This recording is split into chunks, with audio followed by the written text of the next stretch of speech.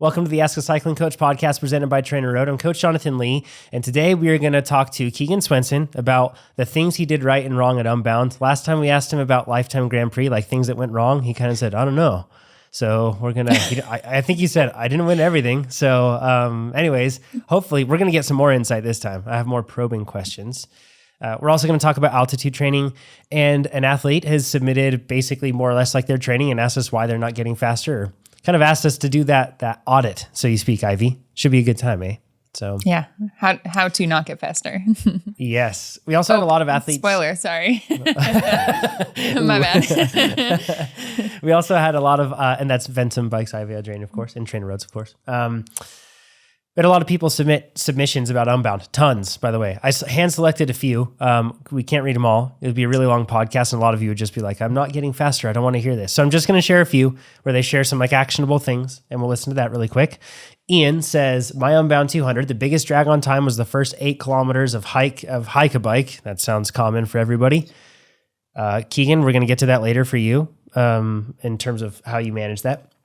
Ian says, I immediately abandoned any specific time goal and reverted to maintaining some respectable average speed. That seems interesting to me. I wouldn't focus on my average speed considering you just went through, unless you hit the lap button and you were looking at everything after that, because that would ruin your average speed. You know, it's kind of the same thing as looking at like a time. Like at that point, I would either just focus on power after that, or just reset and hit the lap and then go for it thereafter. Anyways, Ian said, the other unknown was climbing almost 3,000 meters spread over rollers the whole way. Even with coasting down the roller, I didn't want to risk burning up on the climb, so I kept my power modest and set an alarm on my Garmin to chirp above 278 watts. Smart move, Ian.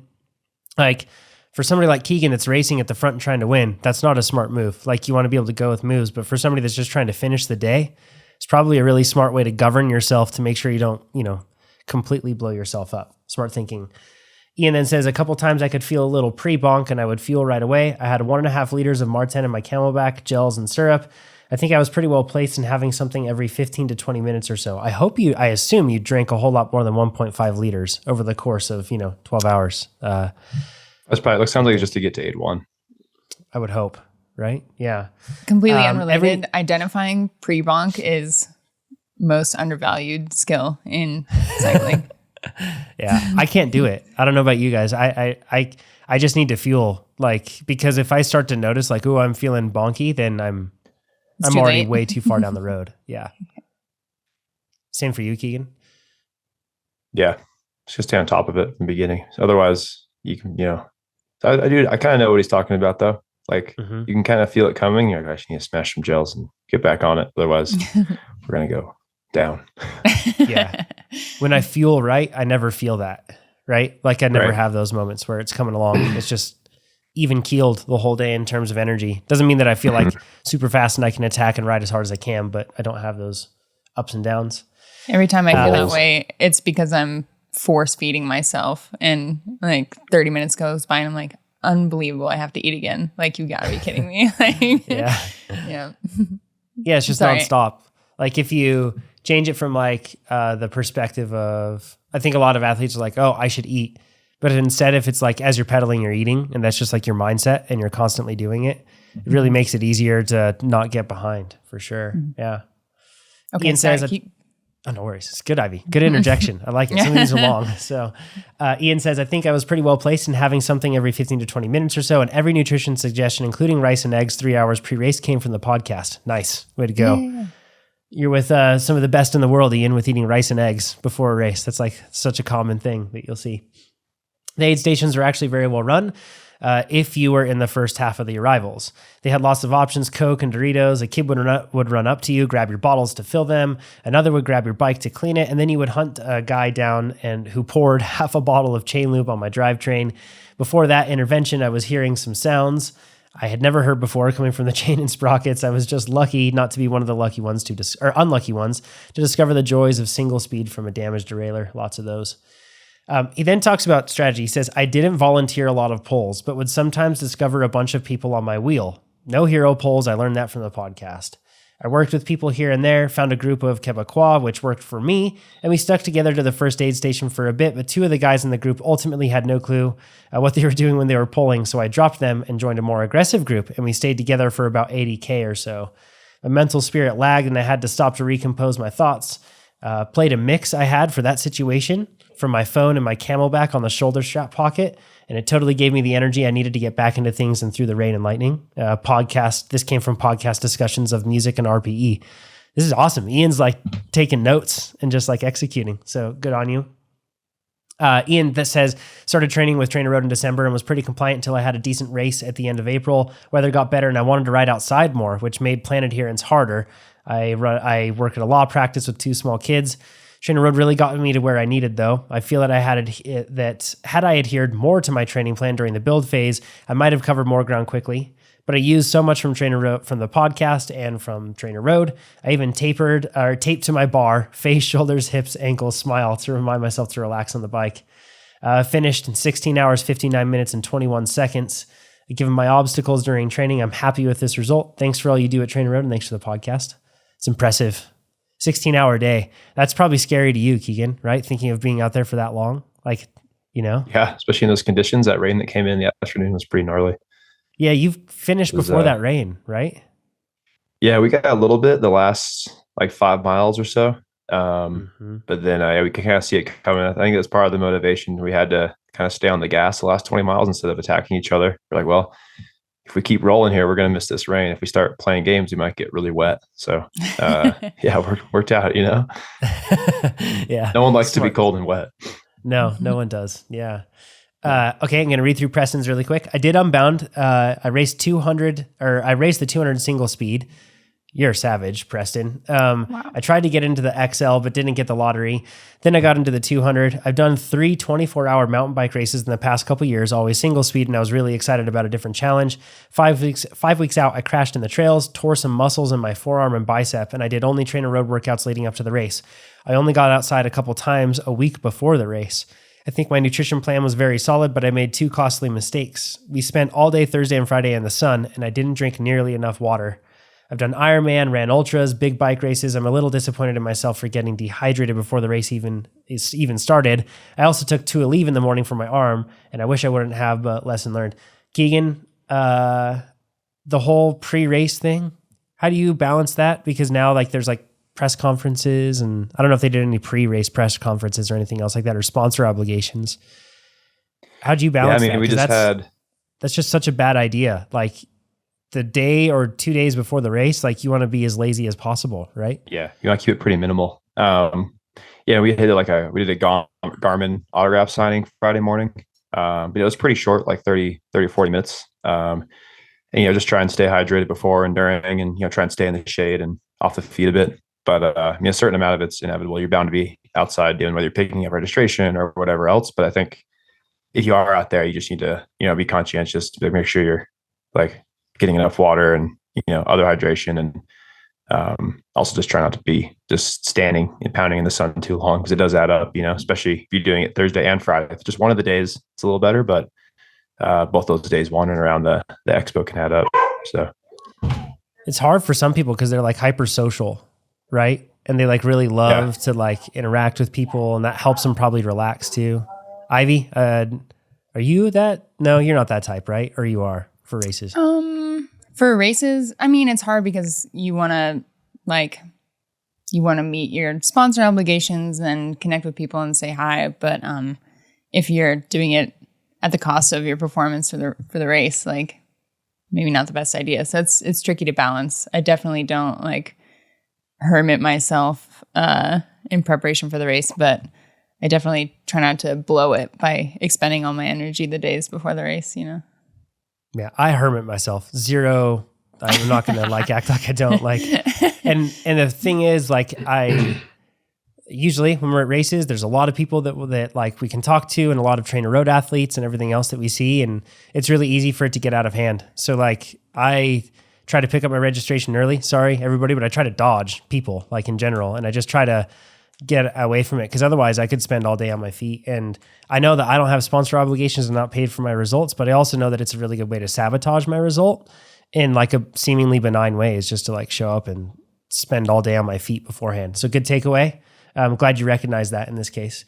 Okay. I was in good position for a podium when I started battling cramps around mile 55. Cramps were a constant issue around until around mile 120. I got passed by so many single speeds during this time. The last 85 miles, though, I felt unstoppable. I passed so many other people, but not enough single speed riders, and I ended up getting 8th. That's really strong. Way to go. When I finished, I was wishing that I had another 100 miles that I could keep hunting. Probably you and you alone, Preston, wishing that you could have another 100 miles in Unbounds at the end. Super impressive. Really proud of my perseverance and effort. I also appreciated the learned lessons. Gravel Worlds 300 is next for me. My goodness gracious. Good job, Preston. So don't stay on your feet. Also, kind of the funny thing on the cramping part, when cramps happen, you kind of start to think like forever you'll deal with cramps for the end of the race or for the rest of the race. Have you ever found this, Keegan, where you cramp and then they just go away and you don't have them anymore? Or do they typically stay? Yeah, sometimes they just seem to kind of vanish. For me, it seems like it helps to just, I mean, if you get off your bike, I feel like it makes it worse. You just kind of have to push through them and find like a different pedaling style that might work. Sometimes that's a slower cadence, like standing up, and sometimes it's a lighter cadence, like with less pressure on the pedals. I feel like I just try both strategies until one works or neither works, and you just have to keep pushing through them and ripping your muscle fibers apart. And then eventually they seem like sometimes they just go away. But yeah, I think, to avoid to begin with, just staying on top of hydration is big, making sure you're getting enough sodium and just fueling in general, enough glycogen and whatever else. But at a certain point, I feel like everyone cramps at some point in a race this long. You're bound to have some issue here and there. Yeah. Did you cramp at Unbound? Actually, I didn't this year. I just had like a couple little like twitches of cramps, but I never like actually had a like proper lockup anywhere, which was good. Because last year I cramped at Judge Hill, which was between, it's like just before Aid 2. And then I kind of got my control and they went away. That was good the rest of the race. But this year, I think, I don't know if it was like it's just a different kind of pace or if I fueled a bit better, maybe a bit of both. But yeah, no cramps this year, which was nice. Yeah, this is not scientific at all. Keegan and I have talked about this before, but muscle fibers that are torn can't cramp. So you push through it. Yeah. Yeah, you push through it. They snap like twigs, and maybe that's why you don't cramp anymore. So maybe that happened. I have no clue. Cramping is still kind of a mystery in terms of what exactly causes them, but I think it's really just many things cause them. So, okay, last one from Andrew. Says, I just want to say thank you. 3 months ago, I'd never trained for cycling before. I've been riding all my life, but mostly for fun and mostly for gravel and mountain biking. Since COVID, I've spent a lot of time on other platforms and then always racing. Then I was accepted to the Unbound 200 lottery. Wait, what? Yeah, 3 months ago, they had never trained 3 for months. Oh my God. Wild. And they get into Unbound. My job is more than full-time. My son is just over 1, so he is also full-time. So the best I could muster was a low-volume plan of 4 to 5 hours per week. I did my best to complete most of the training with a few work travel outages. I successfully finished Unbound on Saturday, and I couldn't have done it without you. I wrote a small race report here and on his Strava, and I think I'll even share Andrew's Strava link down here in the links, in the description so you can see it. I also got, so anyways, goes through there and says, if anyone doubts the power of a low volume plan, feel free to cite my results. And then here's a question: with a year more of low volume training ahead, could I finish the Unbound 350 in 2024? I'd say, yeah, right, Ivy? If they did 3 months and then they can do the 200, why not? Savage. I wish I could be Andrew. I wish I could just be like, I'll do the hardest gravel race in North America today. I think I'll be a bike racer today. Like, what the heck? It's awesome. Pretty amazing. Way to go, Andrew. All right, Keegan, questions. We're going to run through some Unbound questions. If you have questions for Keegan and you're watching this on YouTube, you can put them down in the comments and we'll try to get the answers to you as we can. Can you talk about your new bike? That's the first question I want to ask. Because you were on a new bike. It wasn't the same Stigmata you've been on, but I don't know if you can talk about it yet. Yeah, can't talk about the new bike. Cool. So Sounds good. You can look at it and make your own assumptions. It was rusty brown red. That much I got from it. Yeah. So yeah, it looked like it had a big, and Keegan, this is where you don't talk. This is where I just share observations. But it looked like it had a really big, or a sloping top tube and a really tall seat post. Basically like a short seat tube equals a taller seat post because your leg length is your leg length, which means that it would provide more flex through the seat post, which would make it more comfortable, which is interesting. It also looked kind of slack, but I could be wrong. That's always really hard to tell just from looking at a bike, but it kind of looked slack or slacker than perhaps the old bike. I'm curious to see. Okay, next one. What was your nutrition strategy like? You use Never Second stuff. So what'd you take in? Yeah. And what was your grams per hour?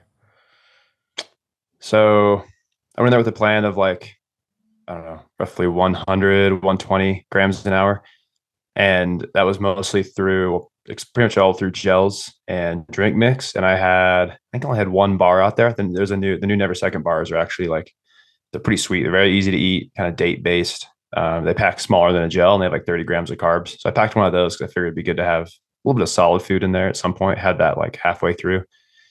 But otherwise, yeah, I had eat alerts up on my Garmin. Like every 40 minutes, I'd put down a gel. And then I had, see what I have in my bottles. I had about 60 grams. And I can't remember exactly the ratios, but the bottles were a hair heavier than the pack in terms of like richness of mix. The pack's a little bit lighter. Just to kind of mix it up a little bit and not have the full strength all the time. And I also knew that I'd be drinking a lot more fluid because I was planning on having about 1 liter an hour of hydration. So like drinking that much, you just can't have it mixed quite as heavy. Otherwise you're going to end up with a lot of stuff in your stomach. So I mixed it a little bit leaner and just drank more volume. So that was, and then the only thing we changed was, this is when I used the phone, big gravel beef phone, I texted ahead. I was like, texting Myron, I was like, hey, I really don't want this pack in my back anymore. It's getting kind of hot. And I also just decided I kind of wanted water and a Monster for our aid too. So we ditched the pack strategy. Sam and Myron spread out. I grabbed one bottle of Monster that had a frozen gel attached to it. And then I grabbed another bottle of just straight ice water with a bit of salt in it from Myron, which was great. Nice to get rid of the pack. And I was going to grab the Monster anyway. And I figured that'd just be, I didn't want that much weight. I was like, it's not quite enough to get through this last bit, but it's like the end of the race, you can kind of lean out a little bit and not carry as much. I knew it was going to be quite intense. So yeah. That was where the phone came in handy. I had 180 milligrams just in the Monster. So I drank that first. I grabbed that at 8.2, chugged that pretty quick. Within like probably 30, 40 minutes, I finished that. And then was just on to the plain water for the rest of that, like whatever that push is from 8.2 to finish. Got it. You mentioned a frozen gel. That's like a Never Second. That's not like you just froze your gel, right? Like no, yeah. So Never Second has new frozen gels, and I think they actually they tested them last year with Yumbo in the tour, and now y'all can buy them. They're pretty sweet. It's slightly bigger than a gel to allow just a bit more volume, and they have, I don't know what they changed in the like chemical makeup of the gel, but it doesn't freeze like fully solid. It kind of is like it's like slightly softer than like an Otter Pop or something. But basically you freeze them and you can grab them and you let them sit out for like just a couple minutes, especially when it's that hot. And then you have this nice, like kind of slushy frozen thing you can suck down real quick. And it's kind of logistically hard. You have to have a cooler and a freezer and whatever else, but it's pretty clutch to be able to cool yourself off in a race like this. So I'm pretty excited about those. I tested it one day in Tucson. I was like, oh man, this is going to be a game changer. So I was excited to be able to use them. Goes online immediately. I need those. I know. It's like pudding pops. It's like Flintstone push pops. I know. We had but gels. My team manager Sam, who was helping hand those out, he'd like take them out too early, and he's like, "Oh no, they're not here yet." So we go put it back and grab a new one, and then we still wouldn't be there. And he was just stressing, trying to always have a cold one. So he ended up then he'd refreeze them. He ended up eating a bunch of them throughout the day, just whipping down all the spares. Sam was he's like, "They're really good." That's awesome. So they're good enough just to eat. That's awesome. Again, I need to find the study on this, but there was a study that looked at like various different cooling methods, and drinking a frozen drink like that, like a slushy sort of a drink, was one of the most effective at cooling down core temp. So yeah, I think it is. I think that this is going to sound like an ad for Never Second here. They do not sponsor this podcast. I've never even used their stuff. I probably should at some point, but I have. I stole one from Keegan and Sophia's house. There we go. Nice. They had like a fruit basket with them all like arranged. And so I was like, they won't notice if I try a couple. Dog fees. Yeah, exactly. Yeah, dog sitter. Yeah, that's right. They say like science first, never second. And that's actually a good example of being science driven there, because that's like one of the things that cools down core temp, and that's so key. Did you have, so when you pivoted or switched or anything else like that, did you get an upset gut at any point in the race? Not really. I mean, I guess the only time it really got upset is I had a hot shot when I started to feel those little bit of cramp twitches, and immediately start throwing up. Hot shots are gnarly. Yeah, like I've never had a problem with it. Never had an issue. But my stomach was like definitely kind of on the edge. I think like it wasn't feeling bad, but you throw anything in there it doesn't like, and things go wrong. So I was like, well, I'm gonna have to throw up. And I just rolled to the back of the bunch and hope no one would see me. I was like, well, if I see me throwing up, I'm probably gonna get attacked. So I think only Lachlan maybe saw me. And then the pace continued, but at least I was able to, puke and rally, as they say. Are you serious? You threw up in the middle of Unbound 200 Yeah, it was like later. I don't know, 20 miles to go. It threw it up, and I was like, oh, now I need to eat another gel. So I put down another gel, and then we were off. So I just eaten the gel, and immediately it came back up. So God. Savage. This Do you know what hot shots are? What is that? It's not Fireball. Yeah, it's not Fire. It's not much different. It's just spicy. Oh, it's a good point. It's like Fireball would work.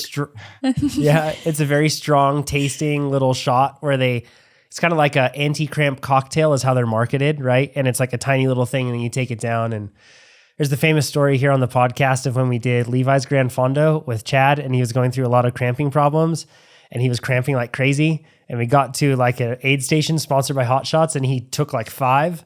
Didn't he throw up too? So bad. Oh yeah, no. And he was just like losing it for the rest. And it was hilarious because then, sorry, this sounds bad. And by the way, these are 2 anecdotal examples. I'm sure they're in the minority, and the majority of people don't throw up. Are they? But it sounds like if you drink one, you'll throw up. No, I don't think it is. I don't want to a lot of people use them, and it's like a legit part of their strategy.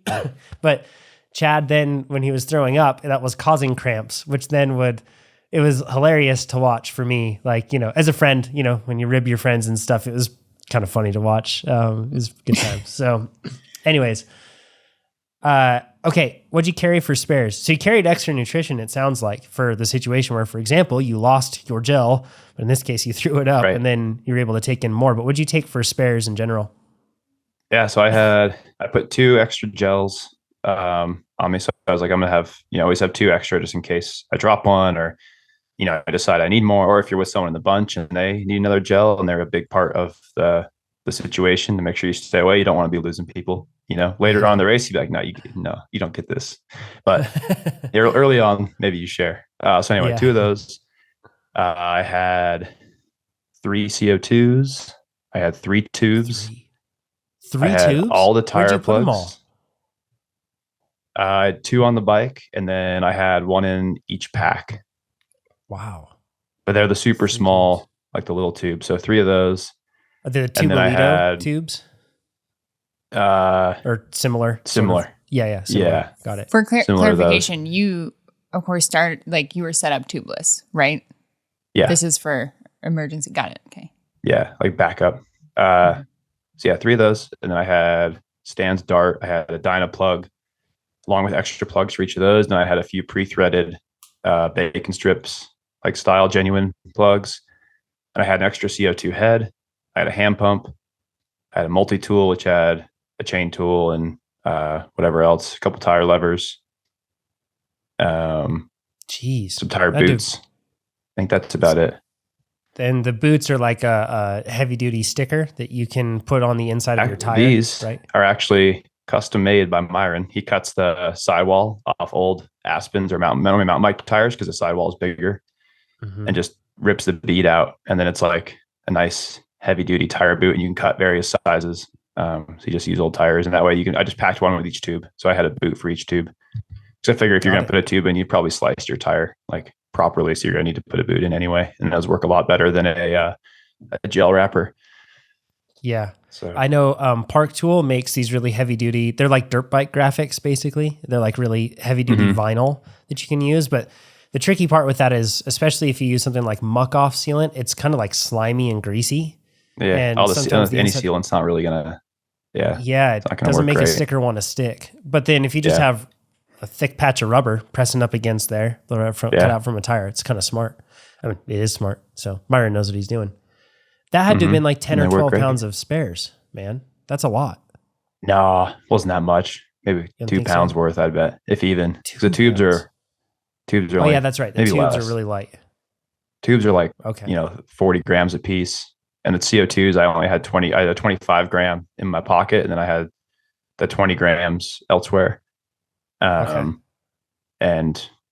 yeah, it wasn't too bad. Light. Just like, it was like one big saddlebag worth of stuff. So it's not like crazy, but I figure, I don't know, because you can change a tube, and, I should be able to change a tube in under 3 minutes. So I figure you can still like pull a result if you have to put a tube in even twice. So I figure it's better to be able to get to the feed zone and then get a new wheel rather than like riding it on a flat.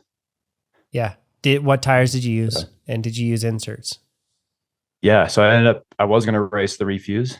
And then like it started raining, and I was Tobin and I were going back and forth as to what to use. And I remember last year, like when it started raining, like with like 25 miles to go, and there was this mud section, and then the slick got very slick.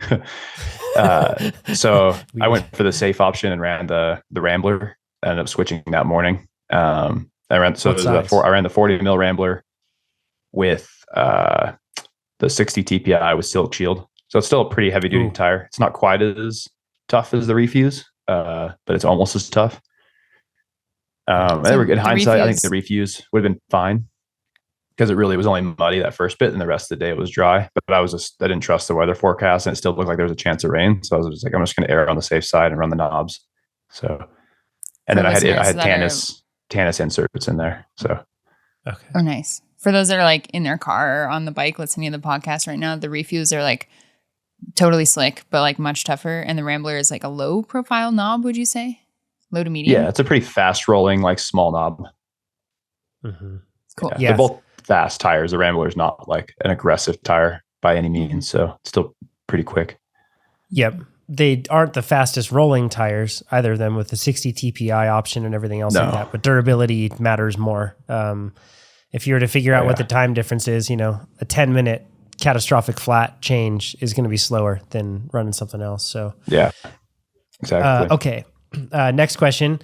What did you listen to music? Because there was a rule change at Unbound that you could use headphones this year, and music does help. And you and Finsty have also used like JBL speakers on your bikes and synced them together. So I had this hilarious scenario in my mind of you two like playing like, I don't know, some sort of death metal at the same time, and like rotating through the group and torturing everybody you're with. But what do you do for music? I mean, that'd be great, but the speakers are quite heavy. So we just both used Shocks headphones, like the ones you can hear things around, which are nice, because I feel like, it's not safe to use regular headphones. You still have to hear like what's going on out there, especially on a course where like it's not fully closed to cars and whatnot. So I had the music turned off for the first, basically until the mud, and then because the bunch is like really tight up until then, and there's a lot going on, so it's kind of nice to be able to hear really well up to what's happening. And then like you hit the mud and everything just detonates. So I just turned the music up and just got into the zone and started doing my thing. And then had the music on for quite a while, and eventually like was kind of suffering a bit between hours 5 and 6, and just kind of needed some peace and quiet. So I turned it off. And then really I never actually didn't turn it back on again. Nice. Just felt like I was like in the zone in the race. Didn't need it. But. I did put in there who you beat text in. So it's like hearing that I was telling Myron what you wanted for nutrition is much less exciting than what I imagined. I know. Just like, text you're Myron like texting and then... Tobin, what you do? Like where you at? And then I was getting like text updates from people, so I could see like time gaps and whatever else. So I have it synced to the Garmin, so I could text it to just come through, and I can just read them on the head unit. And my parents would be like, "Oh yeah, guys have like 9 minutes on." Like it was Beers, Roberge, Alexi, and Zach Colton or something. So kind of nice to get some updates that way, because otherwise it's kind of hard to know until you get to the feed zone, and even then, like it might be not super accurate at the moment. So it was good to get some updates. Can I run people through the burner phone selection thing? This is like marginal gains defined, because you have to have a phone with you. That's a rule in Unbound. Riders have to have a phone on them. So in your case, you're like, well, my 14 Pro is heavy, so I'm going to go for the lightest phone, an iPhone SE, which is just like they weigh nothing. They're small, they're tiny. And then you got a separate SIM for that. And you only gave it out to a select few people. So then that way you wouldn't get distracted with notifications and it would allow greater focus. Whereas otherwise, if you were carrying your normal phone, you might get normal notifications and get that sort of thing, be bothered by that when you really need focus. And then you assigned like specific things, like, like you said, your parents on time splits. You and I had talked before and I had forgot that they weren't going to have good live coverage. Like, so I was useless because I was just going off of their Instagram stories, which was not very good, to be able to, and it was fine. It was what they could do. Like, I'm just saying it wasn't live coverage. So it was hard to give info, but this is like weight, size, distraction, and focus. Like there's a lot to all the small details. I know you're thinking like, wow, that's overthinking like a small detail about the phone.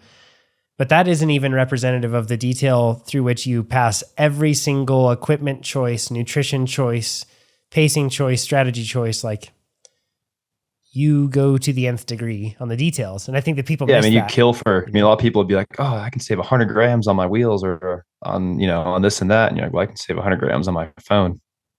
And it was also like, of course I have like insurance or whatever on my phone, but I don't want to deal with losing it. So I was like, I'm just going to get this cheap little phone and just a little refurbished iPhone. So if I lose it, like, sure, it's a bummer, but it's not a big deal. So that was the other thought there. Because like if I'm going to be out texting and riding on gravel, there's a good chance that like I have to drop it suddenly, put my hands on the bars or like throw the phone in my mouth or I don't know, do something weird. So I was like, figure it's behooves me to have a phone that I don't care so much about losing. Yeah, it's a smart move. And that sort of level of detail is how you avoid, quote, bad luck, right? Like things can happen out there, but planning. That's why you carry 3 tubes and a bunch of stuff too, in case you do need it, Okay, what did you do in the mud section that paid off? You were running the SRAM transmission, which I think that you guys were one of the only ones. I bet there were some age groupers out there, like some average folks maybe that it had something set up like that. But I didn't see any pros with one because you have to have a universal derailleur hanger compatible gravel bike, UDH as they call it. And your bike was, so as a result, you could run the transmission. I have to think you could, since that one is designed to shift under load and it shifts even better under load than when it's not under load. That had to have helped in the mud, right? But what else did you do to not have your day completely derailed in there like so many other people? Yeah, it was sweet in the mud, was just able to just plow through it. And then also like, I think that having one by definitely helps. There's less stuff in the front to grab mud. I ran out like a chain guide to help keep the chain on because when the teeth pack full of mud, it wants to pick up and take it off. So I think like all of that like allowed me to push a bit further in the mud than most. And also like if you ride fast through the mud, that it like likes to fall off and like it flies off the tires easier. And like, I was banging the bike around a bit to try and knock it off the down tube and stuff while riding. And I also had Tobin ahead of me for a bit in the mud so I could see like where he was going and what lines were working for him, what lines weren't working. At a certain point we had to like bail off the dirt and into the grass, and then you can kind of ride through the grass for a while. Then eventually you'd like hit some rock or fall into a ditch, and then you run for a bit and get back on. But yeah, I think the mud, you just have to be tough and just like keep pushing hard. And like if your bike clogs up with mud and you have to stop and deal with it, then just deal with it and get back out on your bike and keep going. And like it doesn't have to be perfect. I think a lot of people were like overly concerned about like getting mud off, and you just have to like, it doesn't really matter as long as your derailleur is not totally jammed up and like the important parts are fine. I think you just need to make sure you can keep pushing or just get off and start run for a bit, instead of like sitting there messing with your bike. It's like just run and hope it kind of falls off. So I think you have to I think it's one thing, it's, helped racing in Europe all these years when I was a junior and U23 racing a lot of mud over there, and you just kind of learn how to deal with it. And in Avery, I think that's it. You said you managed to keep your bike cleaned off. How specifically do you do that? I use a paint stick. So a lot of us had those like either taped to the bike or Velcroed or just in the pocket. And like, we would clean them off while riding. I'd recommend stopping to do that because it's a little bit dangerous. You're sticking a stick around by your spokes and stuff and your bottom bracket. But you can also clean it off. If the bike gets super jammed, you stop real quick and you clean it out. And then like you work on the finer bits while you're riding and trying to chip things off of there. Clean the down tube off and like reach into the fork and clean it. Lachlan forgot a paint sticker. He didn't know to bring one, and his fingernails were like gone, and his fingers were all bloody from like clawing mud out of his bike while he was riding. And it was just like, gosh. yeah, just savage. Yeah. Holy cow. Did you all think in Ivy, I don't know, maybe you've seen this in Europe with cyclocross, but in the sport of motocross, what they do is they pack any sort of open space that could pack with mud. They put open cell foam in there. I thought about that the night before, and I was like, that would have been smart to get some open cell foam. And at that point, it was too late, so that's something to put on the list for next year. Yeah. I'm thinking, and they typically would like zip tie it on, and like, you could tape or zip tie something on like that. And then they also spray their bikes with PAM, like if they're like right before they go. And when you cover it with PAM, that nonstick cooking product, it definitely stops some mud from sticking, but not all of it. Some mud is just different. Like helps all for a mud's little different. bit. Yeah. And that mud in Kansas is just different. That stuff is nasty. It doesn't. I don't think PAM's not going to really do much. But yeah, the foam could help. Yeah, like around your bottom bracket area. Right. Just in that zone where it was really caked on. You could probably, if you could get really fine with trimming it around like your tire too, like in the spots where it might collect on the fork and then on the seat stays and maybe chain stays down there. I could see that happening. Yeah. Yeah. So, and you mentioned banging the bike on the ground. Like, is that just like bunny hopping up and down and kind of like smashing it down onto the ground? Yeah. Just smashing on the ground and like kind of aiming. I also kind of aim for water, try and like blast it off.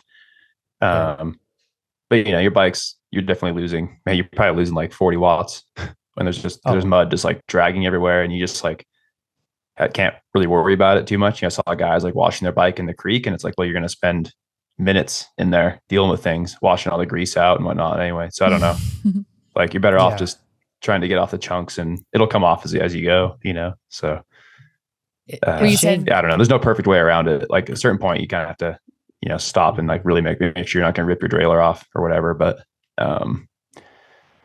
yeah. Sorry, really quick. You said Pretty you nasty. did one by, what size chainring did you do in the front? I ran a 48 in the front and then had a 1052 in the back. Nice. And then for you, Keegan, when you, some people are getting their bikes spray washed. Did you ever have your bike spray washed in the pit? Or in the, not the no, pit, I should say the feed zones?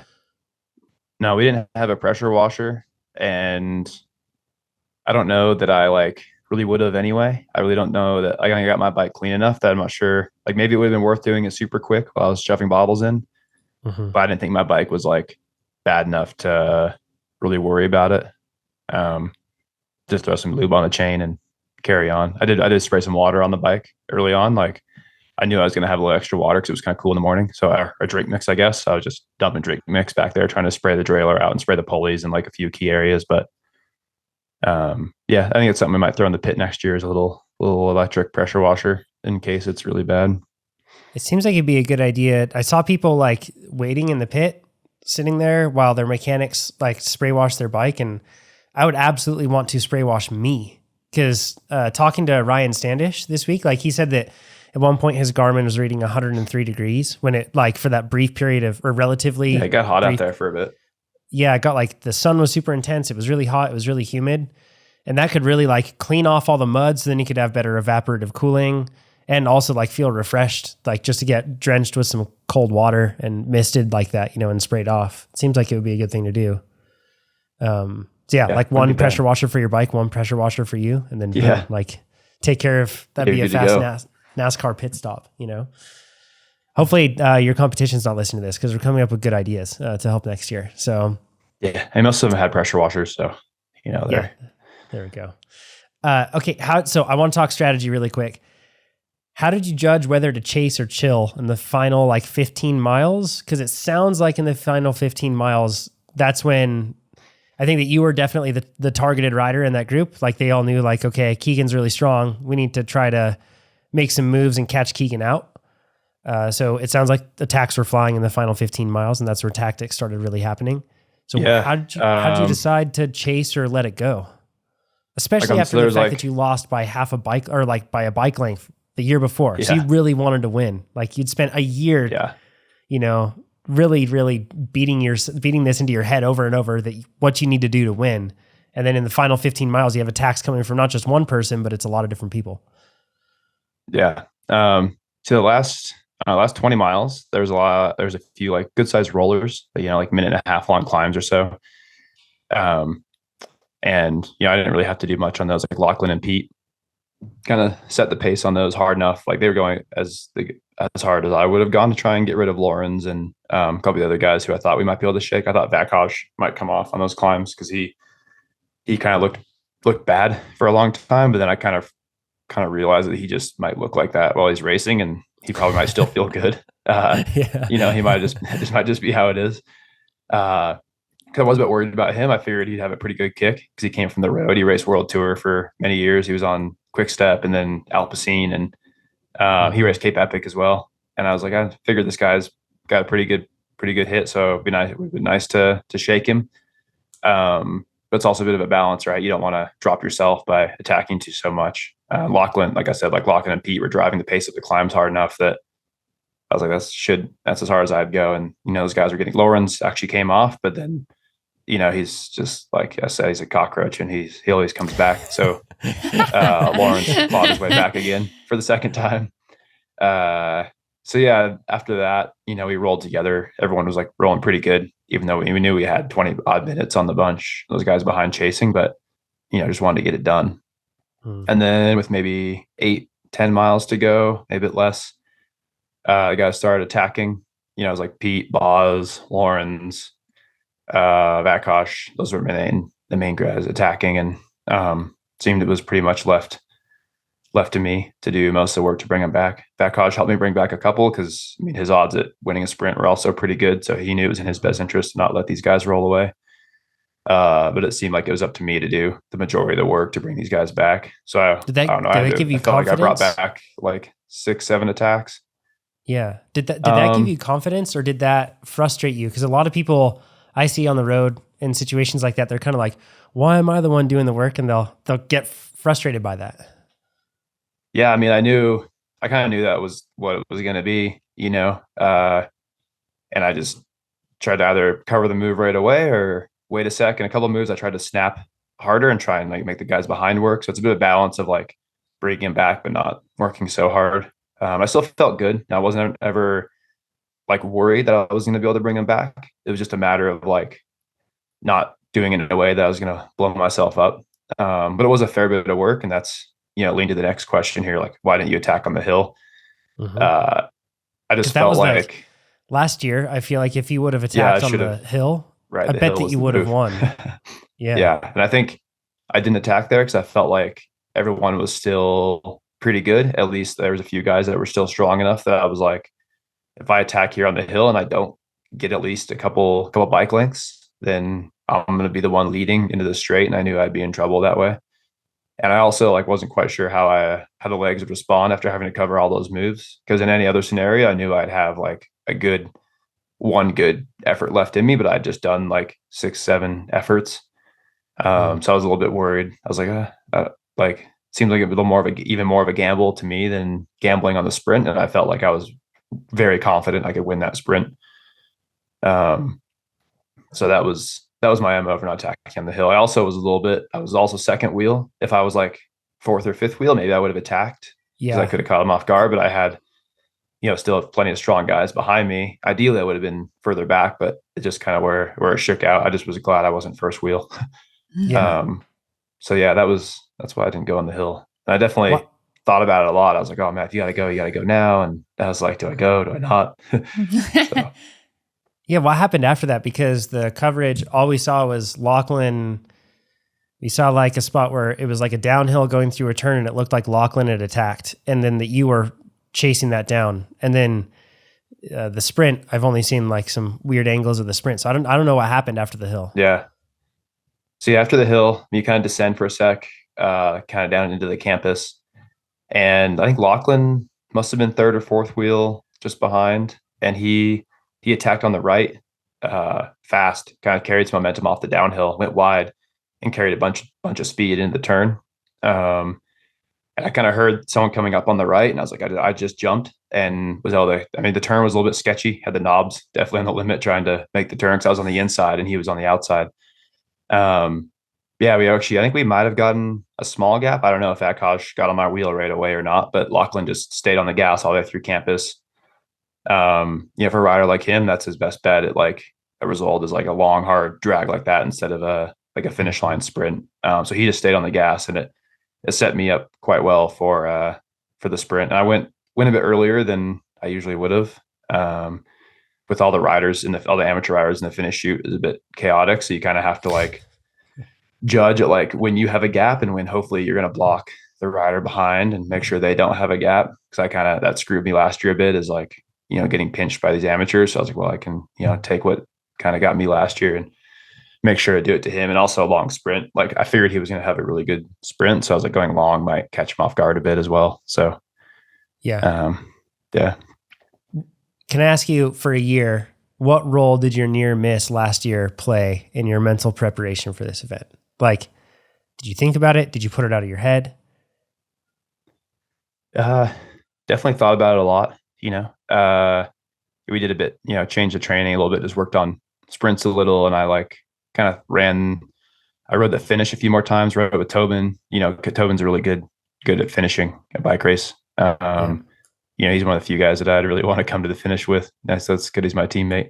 But yeah, so he ran through all the different scenarios and where someone might attack. And I kind of figured like Lachlan or someone might make that move, and that left-hander, this would be a good spot to go if no one goes on the climb.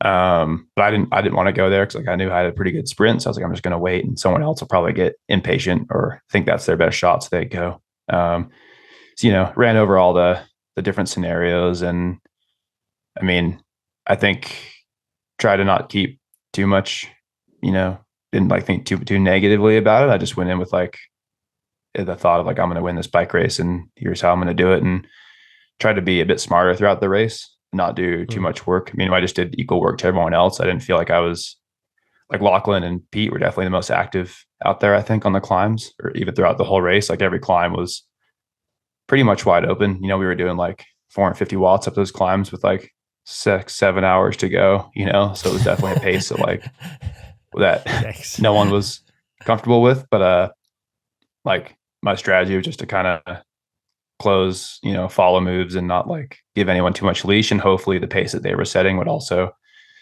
get rid of some of the other guys who were a little bit heavier, maybe not the best climbers, or just were scared to do that high pace. Because sometimes it's a bit of a chess match. Like, well, I'm going to do this power and see if you can do it for the same. And I know there's 6 hours left and I don't care. I'm going to do it anyway.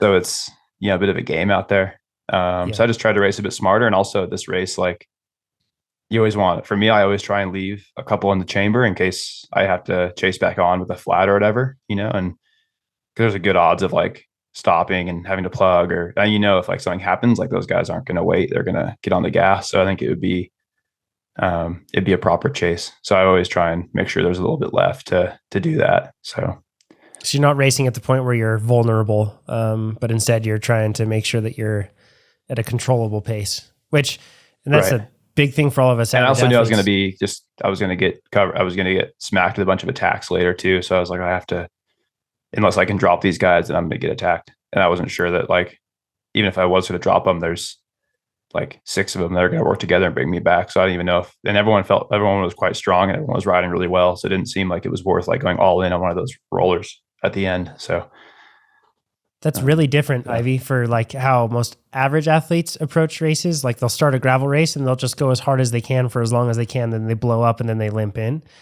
And that's how like the majority of us do it, because, and I know what you're saying, like, yeah, well, Keegan's the fastest, so he can do that. We just have to find the right spot in the field for our fitness. And then we can have like a day where you execute really well like this. Sure, it doesn't look like, it may not be the same time as the fastest people, but it's one where you execute well. Like it's really easy to overcook yourself, Right. And it takes so much self-awareness to really understand what group and what level you should be racing at. And just because you're not at Keegan's level doesn't mean you can't go do a gravel race, and doesn't mean you have to just go like throw it in endurance all day and just hope you don't die. You should still be able to exercise some of those tactics, just understand where your limits are and what your level should be, and not try to hang on Keegan's wheel for too long. Takes humility, Yeah. Keegan, so you lost last year. We just talked about that. It seems like you didn't want to let that motivate you too negatively. I know that you were really upset by losing by that slim margin. Upset at yourself, not upset at anybody else, just upset at yourself for losing by that slim margin because it was so close. I want to ask you kind of like, and this is tangential to this, but this year you're coming in and like you have a different sort of pressure. It's the pressure to defend, right? In the Lifetime Grand Prix, you've won before. For a lot of athletes, the pressure to defend is a uniquely difficult thing that crushes them, and it's really difficult to be able to manage it.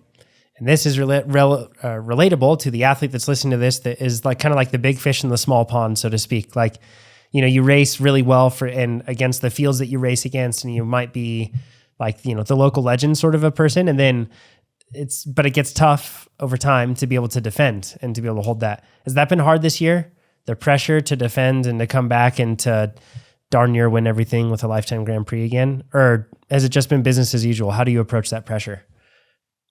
It's mostly, I don't feel like a whole lot of pressure from the team or from that side. Most of it's like just from myself, like I feel like I hate losing as much as I love winning. So for me, that's just as much a motivator. And I think sometimes I try and change the expectations of or change the goals. Like I'm going to focus on this task at this race in order to win instead of focusing on like just winning. At Unbound, like for me, it was like racing smart and like racing the race that suited me. I knew I was like, make the race hard enough early on to get rid of the guys that I know are a true threat in the sprint, and then hopefully end up with the bunch that like I was confident I could beat, and just race smart and then just kind of manage it that way.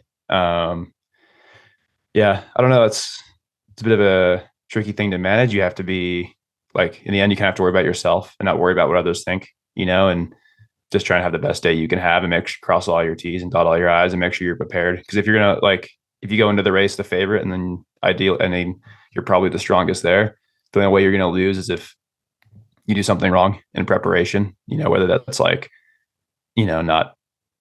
not packing all your spare stuff, or maybe you messed up on nutrition, or maybe you sat out in the sun too much, or whatever, so I think you're going to lose because you did something dumb like that, not because you weren't the strongest. So I think you have to just make sure everything's dialed, because everyone wants to beat you, like all those guys out there want to beat me. So I think you just have to make sure everything's perfect, because going in as a favorite, everyone's racing against you, and you never know. I mean, odds are they're going to have, even if they're not teammates, they might race as teammates to beat you as well. So you have to kind of think about other ways of if I were so-and-so, here's how I would beat them. You have to put yourself in their shoes and think how they'd beat you, and kind of run through different scenarios. Just make sure you have them all covered, I guess. I don't know.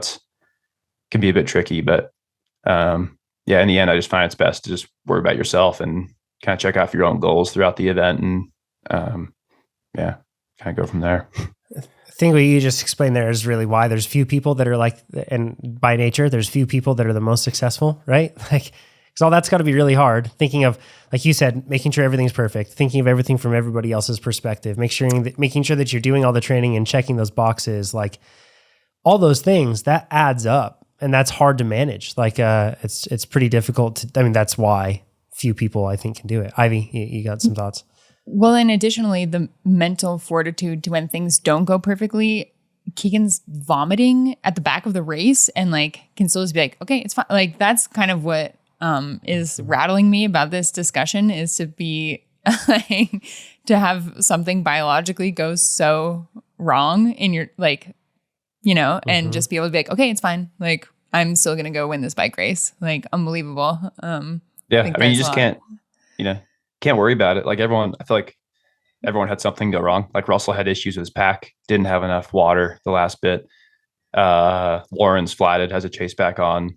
I'm sure Lachlan had something go wrong out there. He had that big tire that was packed full of mud. Everyone has something go wrong. So just because one thing happens, you can't be oh, that's my race. I'm done.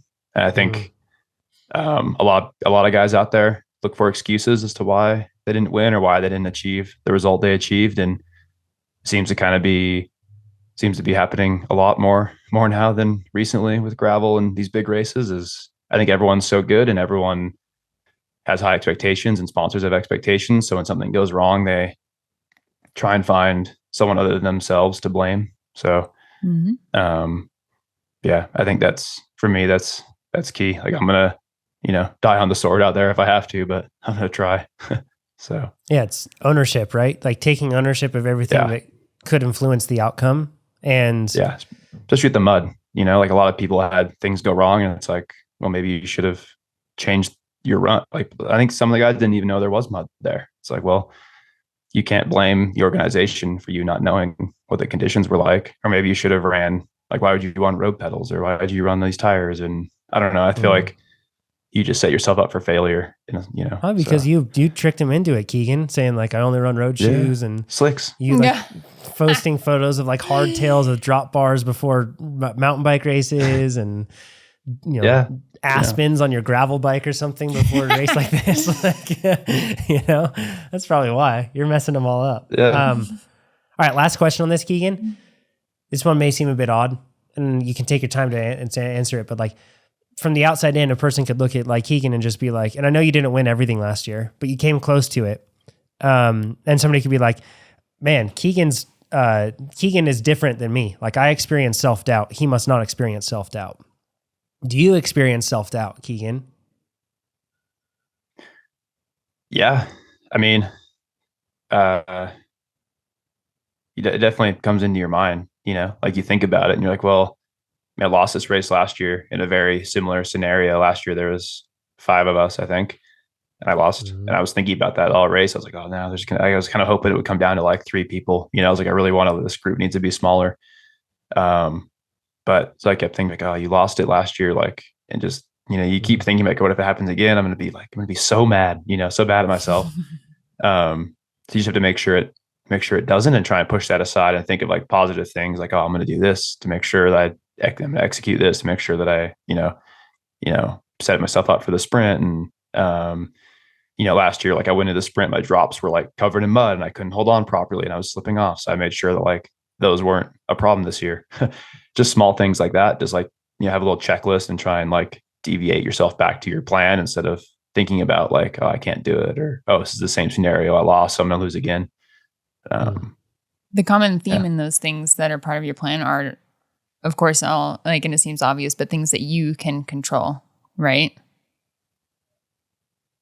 Yeah. I mean, you can't, and like Unbound to 200-mile, like 10-hour long race for us. Like there's so many unknowns. You don't know like what's happening with everyone else. That something happened to you. Like, I feel like you just have to worry about what you can worry about and then be prepared for other stuff to happen and like be ready. Like I was fully prepared to flat and to have to chase for an hour by myself. And that's why, why I had the headphones and like why I had the extra gels. Cause when you start rolling extra hard, you have to take in some extra carbs. And like, I was like mentally ready to have to like bury myself for a couple hours to bring this group back. Cause I was going to, do that or pass out on the side of the road trying, I guess. Oh my God.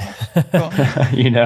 Like that's just like, that's the things you have to make that front group. Like you have no option, like Lachlan and those guys said they're chasing us because like Tobin, Russell, Howard, and a couple other kids and I got away early on for the mud. And, those guys they said they were riding like so hard to chase back. And they're like, we had no choice. And then we knew that too. And that's why we were pushing quite hard up front to make them, I knew eventually like Boz and Lachlan and 10 Dam, those guys would bring us back, but you just have to make it as hard as possible for them to do it. So, they knew they had to get there. Even that pace wasn't sustainable. You're like, well, you have to make it to the front in order to be part of the race. So, yeah. Awesome stuff, Keegan. Thanks for letting us walk through this and kind of like try to decode what makes you tick and all the decisions you made. Super interesting stuff. Your next race is Crusher and the Toucher, I think. Is that correct? Yeah, might race Soldier Hollow, the Pro XCT here in Utah because it's in my backyard. We'll see how the legs are feeling and if I kind of feel like pushing or not. But so possibly that one, and then the next for sure will be Crusher and the Toucher. Then the following weekend I'll do the Downeyville Classic back on the mountain bike. So yeah, it'll be fun. Will you do Crusher and the Toucher on your gravel bike? Yeah. Yeah. Okay. Yeah. Cool. And then after that, it's mountain bike season. You'll be Downeyville for one race. Yeah. And then I guess Leadville. Yeah. Although you might race your gravel bike for Leadville, with a new one. Who knows? The one you Stop can't talk it. about. Who knows? Oh my gosh. Who knows? I might. Might be faster. Who knows? All right. Sebastian says, we're going to run to a couple questions. This one's relevant to you, Keegan. Once or twice a month, I go on weekend trips up to the mountains. I live at 2,800 feet. Ivy, can you run some metric conversions for me? I forgot to run them on this one, but 2,800 feet. And I go up to Mammoth Lakes, forgive me, California at 7,000 feet. Mammoth should be more than 7,000 feet. Just saying, should be 8,000 feet, most likely, in any trails that you're riding around there. Right, Keegan? You and I have raced there quite a few times. So. Yeah, more like 8. Yep. So 2,800 feet is about 850 meters. And then 7,000 feet is 2,100-ish meters. But amazing, it's probably Ivy. higher than that. Yeah, cell phones. Yeah. I'm trying not to type so that Maxine doesn't have to edit it out. Non-Americans are so happy with Ivy right now. If you appreciate that, give the video a thumbs up for Ivy. So it's annoying to drive down the hill to do my workouts, so I usually just do them on the climbs out there. My question is, should I arrange my weeks to have specific types of workouts during the high elevation days? Should I avoid threshold work or over-unders? Or will these still be productive if I back them off by an expected certain percentage? I'm trying to bias my endurance days to the weekends, forgive me, I read that one wrong. Sebastian says, trying to bias my endurance days to the weekends feels like a trap. Thanks from Sebastian. So Keegan, you've just gone up to altitude from Tucson. You're based out of Utah for the rest of the season. What suggestions would you have? I assume that you go through like an adaptation period where you don't just go straight into VO2 when you get to Utah. Yeah, I mean, we're kind of restarting, not at zero, but we're just kind of rebuilding here at altitude. We're starting off with just volume block, and then we'll do a bit of tempo, and give myself a few weeks before we get into the intensity. So going with this question here, I'd say you're up there, and I think altitude is just makes things harder, so if you have a threshold workout, I would just either adjust your threshold based off that altitude, tone it back 10% or whatever it might be. Or if you're, you probably have zones for your threshold work. Maybe you have to do your FTP workout at 300 to 310 watts. And in that case, just do it at the bottom of the zone, just ride the bottom of the zones up there. And sure, you're not going to you might not hit your TSS numbers or nail the workout exactly, but you have to realize that you're up higher, and you're still loading your body up the same or more than you would at sea level. And it's going to be a little less work on the muscles on your legs, but you're going to work your aerobic system more. And I don't think it's not a bad thing. It's not like you're up there all the time and you're not going to lose all your muscle strength. So I think I would say just do whatever workouts you have, and it's probably going to hurt more, but you can just do slightly less power, and you'll be fine. Yeah, it's not a bad thing, but it could be a bad thing, spending a bunch of time driving in your car to go train when you could just be enjoying your weekend up at Mammoth. Or change your training, if you can, just change it to tempo and endurance, maybe a little bit of sweet spot instead of, I wouldn't recommend doing VO2 because that just kind of be if you're not acclimated at it, you're just, especially if you're going down to sea level, you might as well just wait and do it back when you're home or down low, whichever one's home. Yeah, I agree with that. I would swap the workouts around. In this case of going from 2,800 feet up to 7,000 feet, or really 8,000 feet, you're looking at a 10% difference in terms of what you should expect. You should expect a 10% reduction in all of your zones. Drop them all by 10%, more or less. And that's what you would see.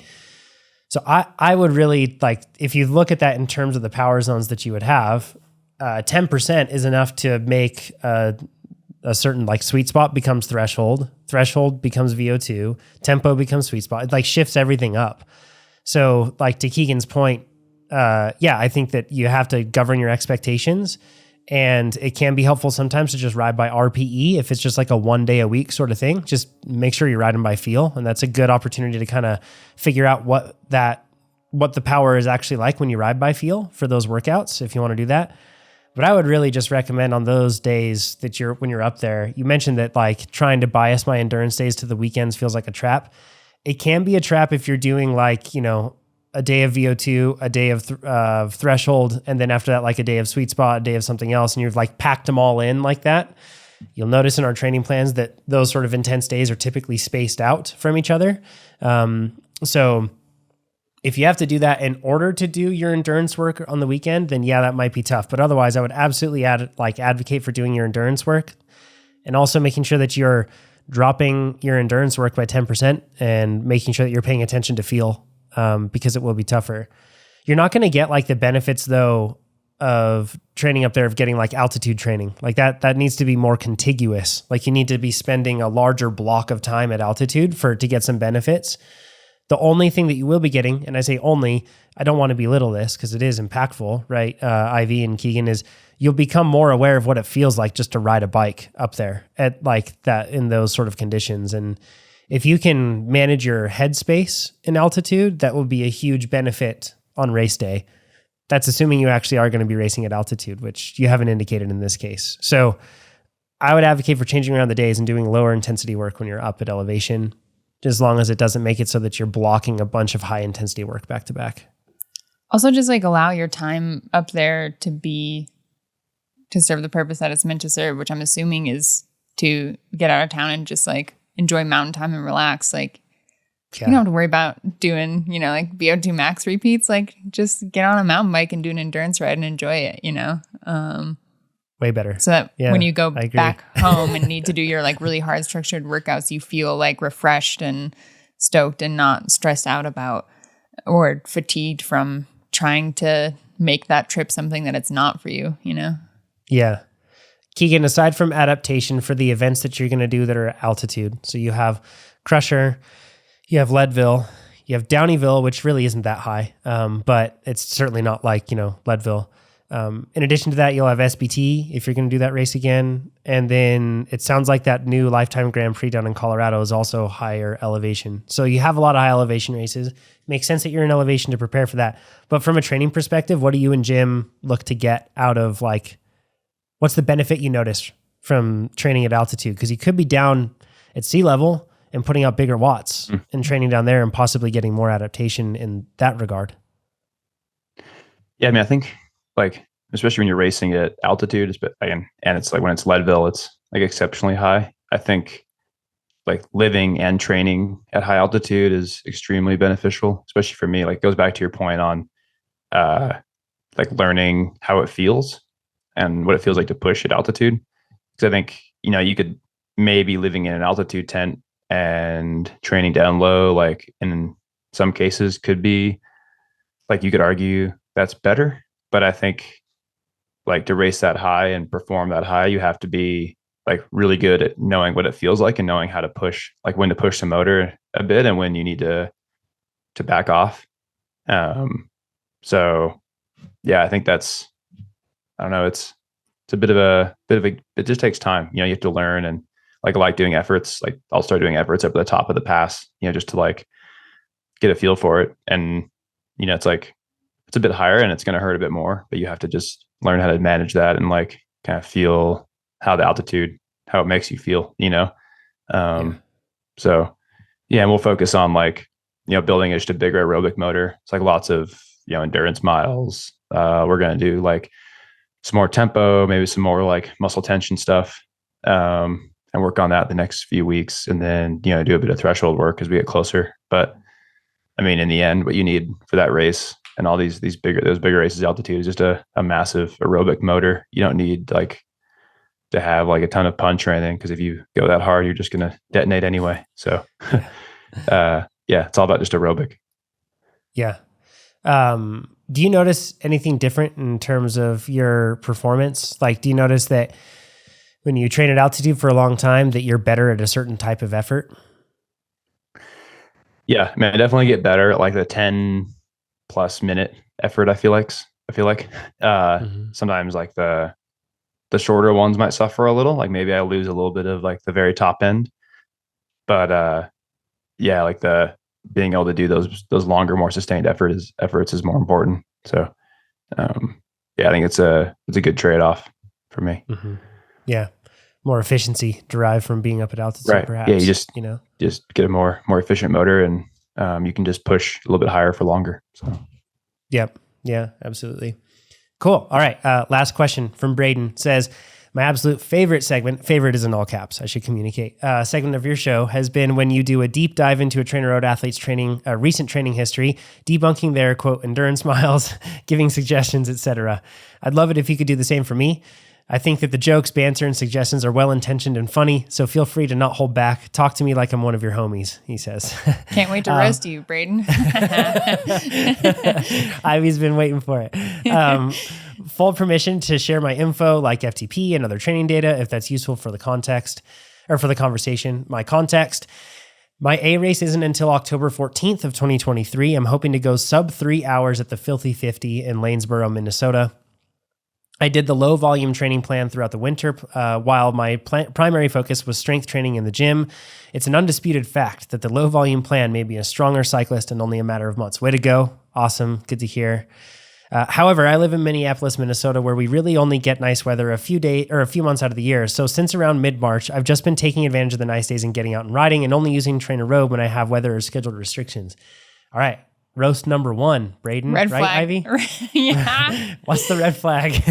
You can train outside, right? Like you can do intervals outside. And when it's nice outside, you don't have to just like quit doing structure because the sun's out.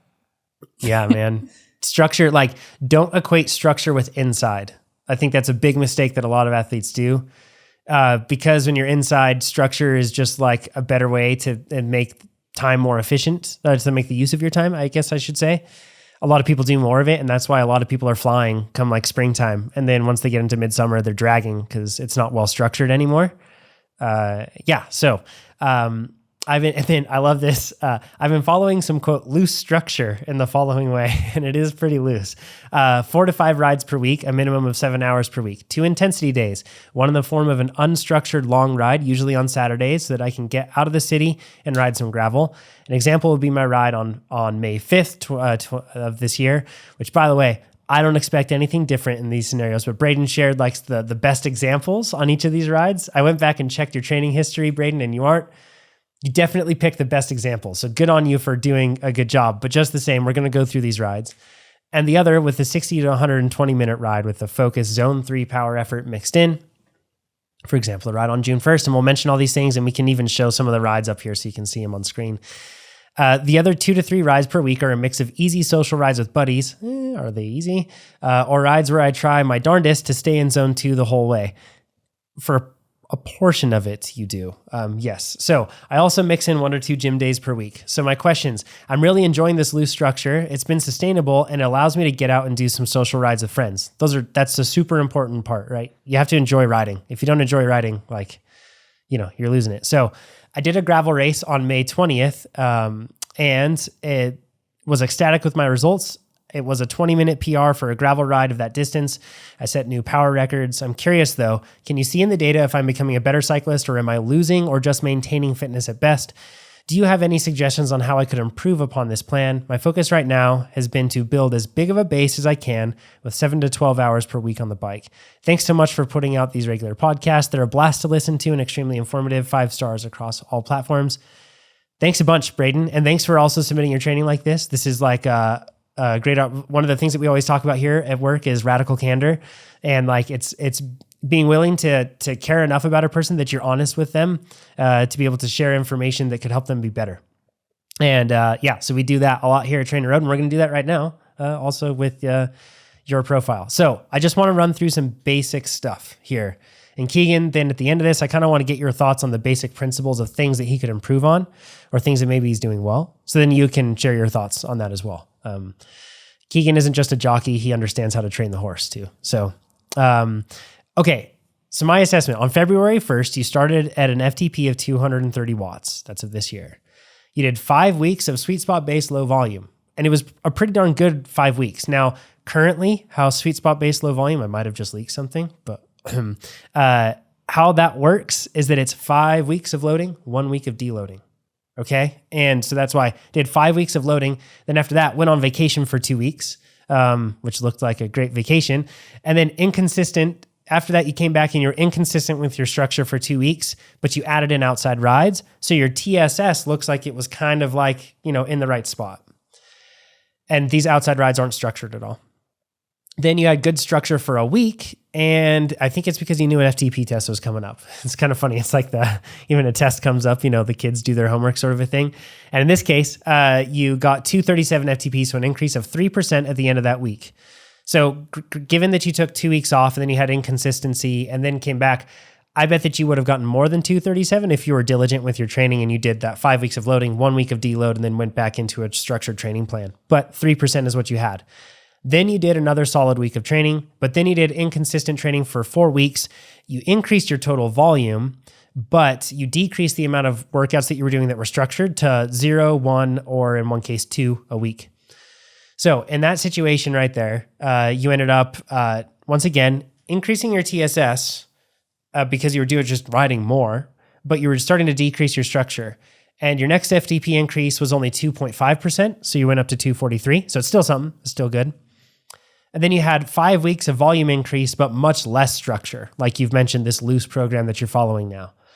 So you asked this question, are you stagnating? And the answer 100% is yes. So using AI FTP detection in a version that we have that's able to predict things that in the future we hope to be able to release. If more of you sign up for TrainerRoad, that means maybe we can hire even more people and we can make this happen. So sign up right now if you want to see this feature. It's like that simple. Sign up and then more features will come out. But using that to predict right now, it has you at 242. So that means that your FTP is stagnated / slightly dropped in this case. Now, looking at your levels though, they're stagnating or dropping. And these are your progression levels. Think of yourself like a video game character, like your Pikachu or something, I don't know. And you have like all these different levels and they're adjusting as you do more or less training. In this case, they're dropping. And here's a good example of why. So even on that ride where you mentioned that you did a good job of holding Z2 for an hour in the middle of the ride, you have to keep in mind, it's still like that's like doing a lot of unstructured work than just riding Z2 for an hour, which isn't going to be very productive at moving the needle in terms of making you faster. It might be reinforcing and kind of like patching up some cracks on the base side of things, but that's only if you're allowing yourself to recover from it. And what you're doing before and after that hour of structure is stochastic efforts. They're kind of just all over the place. So then as a result, you're blunting your body's ability to recover and adapt from that hour of endurance work because you're throwing in some chaos on either end of it. It's like, good in the middle, but then bad bread on the sandwich. So that makes it so that even though you're doing the quality work, that quality work is inherently degraded in its ability to make you faster.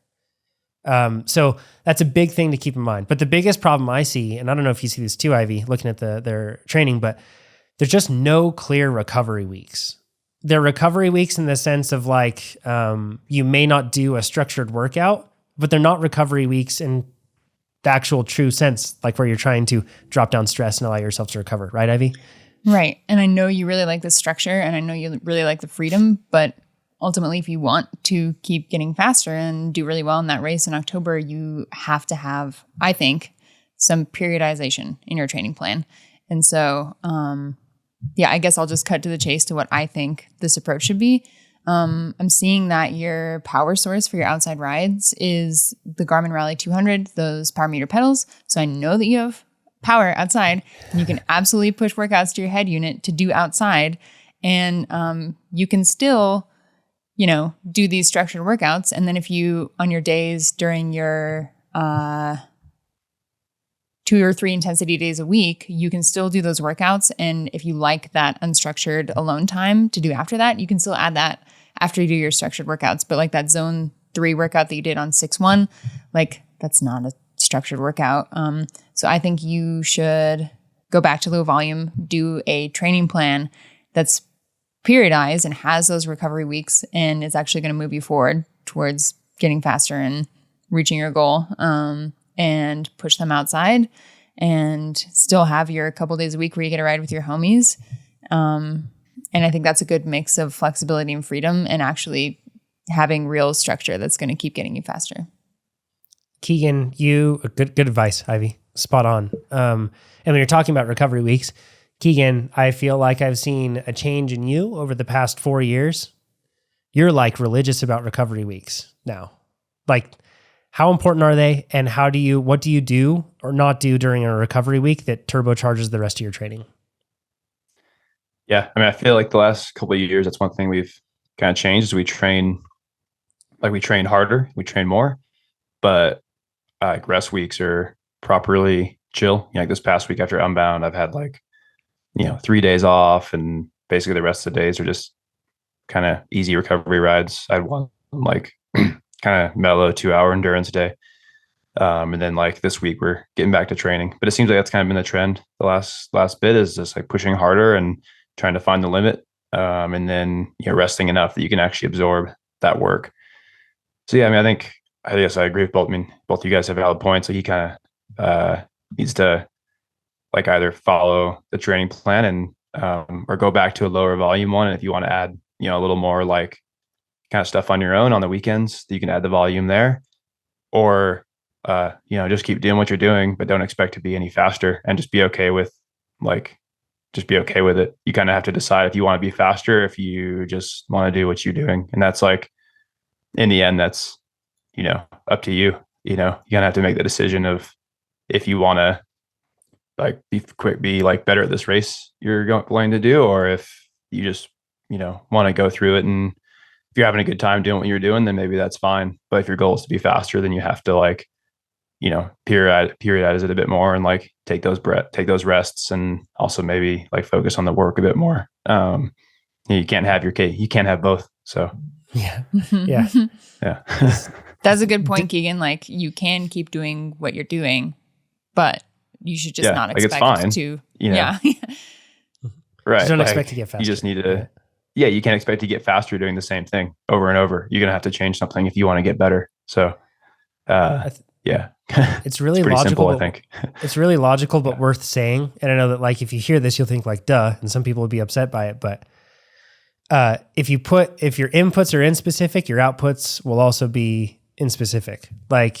And if you want a specific outcome, it makes sense that you should take a more specific approach to what you're putting in. So in this case, the thing that concerns me about continuing to do what you're doing is that it's in October is your goal event. And right now, where this leads is a plateau, which you're already at, and then eventual burnout. Because what happens is you're not giving your body the time to rest, and you're not doing training that really is pushing the limits. But since you're not offsetting it with adequate rest, it could get to the point where come August, September, you're cooked and you're just exhausted. And then by that time, then you're panicking and thinking, what can I do to get ready for October? I know this is probably controversial here, but if anything, I would recommend starting your structure now. And it mattered less in February than it does now, because managing your structure for all of us that love riding our bikes, it's really easy for us to come in overcooked to our goals. So right now is when a training plan probably matters the most. But just to quote Dexter Holland from The Offspring, we all like The Offspring here. Got to keep them separated, man. You can't and that's going to help you a ton. If you can keep your training days, and just go out and do the workouts. And then separate from that, have your fun days. But then make sure that you are really, really respecting those recovery weeks. That's when you tell your friends, I'll meet you at the coffee shop, but I'm just going to drive there. I'll see you there. And you just know, you got to know yourself to know how dangerous you can be to yourself. You have to know yourself that well, because you have to look at your power profile. Yeah. Because I know myself, and I would never rest. Yeah, Aww. You don't rest. And the hard thing is, if I look at your Z2 rides, or just the rides, they're all over the place in terms of the power. It's bumping up and down. And if you are going to ride on those recovery weeks, that's when you want to dot every I, cross every T. Just everything has to be buttoned up, because what you're doing is you're trying to lay the groundwork, make that red carpet roll out as far as it possibly can, so that your body can make as much progress as it can. And sometimes you just have to tell yourself, you have to remove yourself from the situation that could cause you to transgress, right? And in those situations, I really think that that's helpful for those situations. Now, if any of this makes riding less fun, like Keegan said, back off on the volume a bit. Maybe if 3 workouts a week is too much, use Train Now, but then make sure, without a doubt, go onto your training calendar right now, find every 4th week, and mark off that 4th week as a no training week. So then that way you are just resting. Because if you're doing Train Now, it's not going to be periodized, but you could do less than that. So that's what I would recommend. is you really have to end up introducing structure in order to get any sort of a desired outcome. And, we all love riding bikes, and training should augment that. It should never take away from it. And in your mind, you should look back and be like, that sacrifice of spending that time doing workouts is worth it because now I enjoy the bike more for all the other times that I'm on the bike. That's the whole point of training. So, but you can't get in its way. Otherwise, it's just going to be work that isn't delivering the benefits, and it really will make riding less enjoyable, So that Ivy, social any closing aspect too. Yeah, I just I'm thinking about like athletes that think that social rides can't also be training, and there's a lot of times in which they can't be. If you're like with a bigger group and it's meant to be just like a chill coffee ride. But I've started kind of like shooting my shot with friends that want to ride with me, and if I think they're close to my ability level or willing to like hang back for a sec and let me do an interval set and, rejoin them. A lot of times they're stoked to do it and want to try to like hang on from my wheel as long as they can. And then we join up afterwards and it's like, yeah, sick. And then go to the coffee shop after, so like, that doesn't apply to everyone. That's not a good strategy for everyone. But for this person, like if you want to still have that social time and train, like they don't have to be separated in every instance, maybe see if someone wants to be a training buddy and do intervals with you and be part of that process with you. It can be really cool and pretty rewarding and add another fun aspect to training that's social and enjoyable. Keegan has homies. Good tip. Yeah, you have homies you do intervals with. Yeah. I mean, if, like you said, they're not doing the efforts, then like sometimes we'll just change the route and they go, I'll just do my tempo on the flats, and they can just sit on and like moto pace for a bit. I mean, John's done this with me a fair bit, or he does the same workout and we just kind of do it on the same climb and we're just doing our own thing, but we're both out there suffering. And Russell and I are training together. We both have exactly the same workout sometimes. And we'll just like start the intervals at like varied times on the climb, and we're just going up and back, like doing our own thing and not talking at all. But it's nice to have, like he's suffering, I'm suffering, we're both having a good time, So you can you can do workouts together. You just have to like, even if someone's on a different training plan and they're properly trained, you just have to make sure that like you pick the right route or sometimes it just doesn't work. Sometimes you just got to ride by yourself and that's just the way it is, but you can like change things to make it work sometimes. So. Yeah. And you've got South African Matt Beers with you, Cape Epic champ. He's staying up there in Utah. So I'm sure that'll be happening. Yeah, exactly. I've got the horse here. So we're going to do, we'll go try to do the same thing. Like he'll do, maybe I'll sit on him on the flats, or he can sit on, or we'll just swap days around and make it work. But yeah. I'd love it if everybody listening to this went and followed Matt Beers on Instagram and supported him. He's doing the Lifetime Grand Prix this year. It's pretty cool. It's a really cool opportunity for him. And what a cool, he's a champ and like super good outlook on training and racing.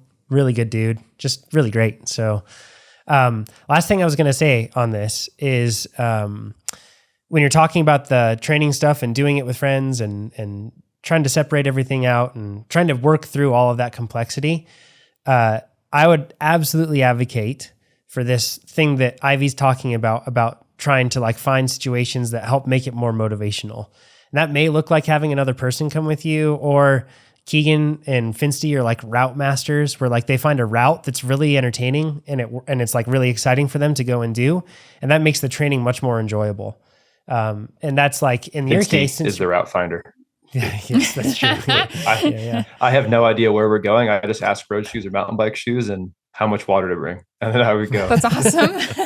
Magellan Finsty. Yeah. So, but I think in your case, since you're doing like hour-long routes, and I know up in Minnesota, you have like really cool roads up there that are like beautiful rolling roads. I don't know, maybe I'm uninformed in your specific area, but the majority of athletes that I've spoken to in Minnesota, you have like these really cool, beautiful areas with these rolling roads, and maybe you can find some really cool routes to be able to like plan out, and then it makes it so that it's a bit more fun.